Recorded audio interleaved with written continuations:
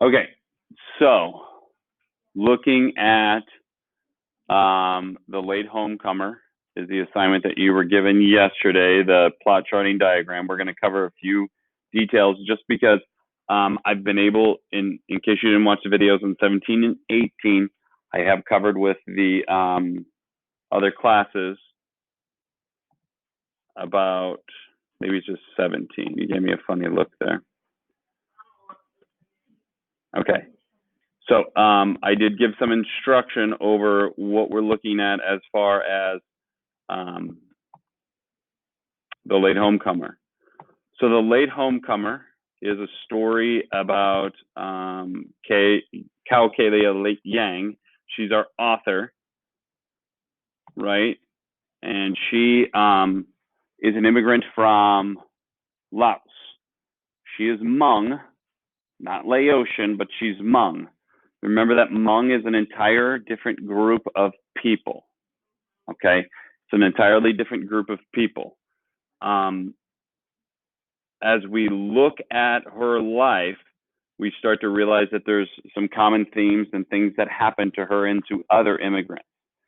One of the things that we constantly look at is family, right? Family seems to be generally fairly important with most of our immigrant families that we've read about. We've read 3 different stories about immigrants, and they all kind of have that same theme, right? That they kind of focus on their family quite a bit. So your main characters should revolve around those family members, right? Who's Dob in the story? It's her sister.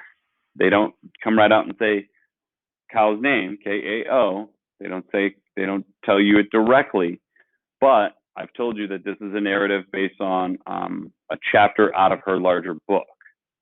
Okay. Make sure that you're including her as well. They talk about her grandma, but they don't say her grandma's name. They talk about aunts and uncles and cousins and that they come and live with them. Okay. But they don't give names necessarily. All right. It does tell you directly when this happened, where it happens, and I mean, all the way down to the address, right? We can actually see her physical house modern day by going to Google Maps. They give you the address of where she lived. So when you're describing the surroundings, you can actually describe St. Paul, Minnesota. If you're not sure, can I go and look up what that area looks like or what it's like? I will tell you, it's not a warm climate. Okay. Whereas Laos, where they came from, was a warm climate, very warm climate. As a matter of fact, it's mostly jungle. The big thing that I think most of you will struggle with are the conflicts. Okay. And have you all read the story already, I hope? Jacob, I know you have. Maddie? What do you mean? I only read the parts that were in the book. Yes, that would be the assignments. Yeah, so you've done the Google Forms. Okay. So looking at the major conflicts, what was one conflict that Kao was dealing with? Okay, so one huge major conflict is that she was physically sick for a while, right? I posted a video of what could potentially be part of her illness. It is very helpful if you do, because you'll understand that what she's dealing with is very real. There was one that it won't let me approve for some reason. I apologize.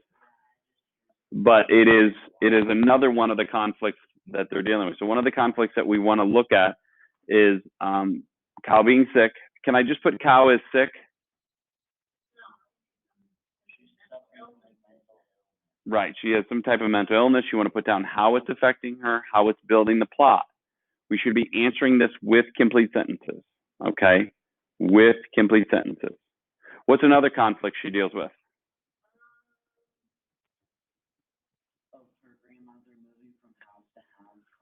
Very good. Her grandmother having to move from house to house constantly. Why is she having to move from house to house constantly, Alex?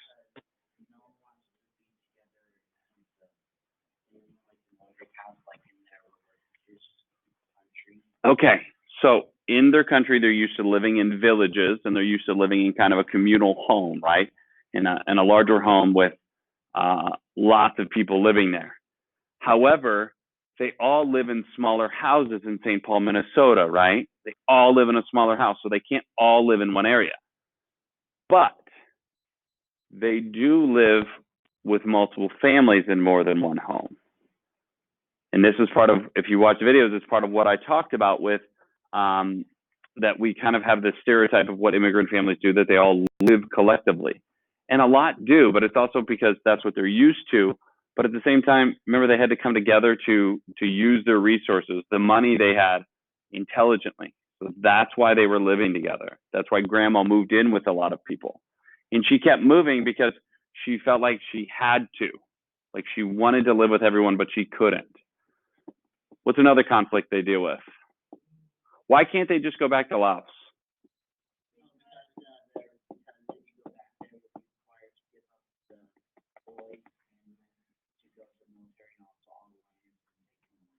Okay, there are